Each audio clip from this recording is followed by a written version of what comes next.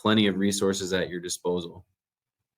The third one, the final tab, is any text or excerpt. So where I think this really shines is when you are specifically looking at articles and you really have it in mind to change the reading level of the document. Because so many times, like particularly with, when you're working with students and you have them go to like a research website or anything like that, it's kind of like however the website has written the article, that level is what it's going to be at. And so while the information is great and you have the ability to access things like this, the obvious downside is not being able to share it in such a way where you can modify the reading level for students that are in your classroom.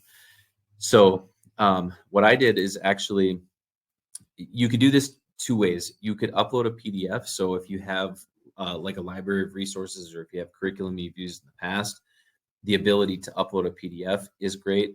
And you can still do this same exact thing, or you can use like a website. So this one is just from Ducksters.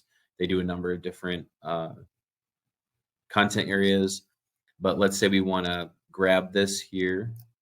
We're going to take this text and copy it and then paste it into this area.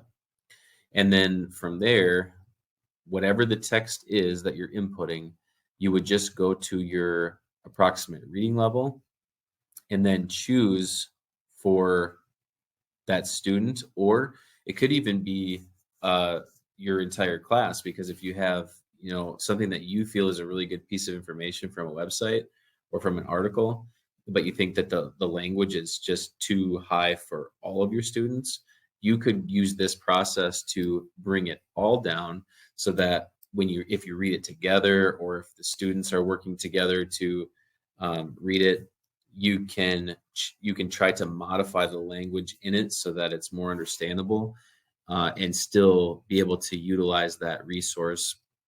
And then same thing, it's just going to create this huge number of resources off the initial request, and then you have your student activities. So everything pretty much flows the same exact way.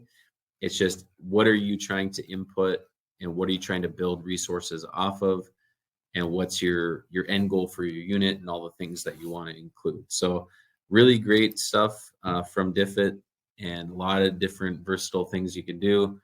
So I think it's a great tool, and I think you should definitely try it out. Right.